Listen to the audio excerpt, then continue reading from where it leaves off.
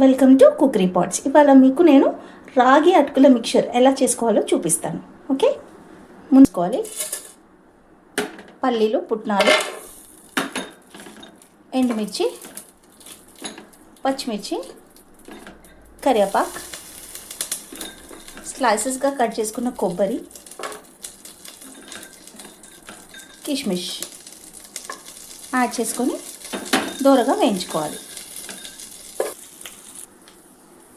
ఇప్పుడు ఇందులో మనం రాగి అటుకులని వేసుకోవాలండి. వేసుకొని చక్కగా కలుపుకోవాలి. ఇలా 2 నిమిషాలు వేయించుకున్నాక 1 స్పూన్ షుగర్ వేసేసుకోవాలి. అంతేనండి, రాగి అటుకులు రెడీ.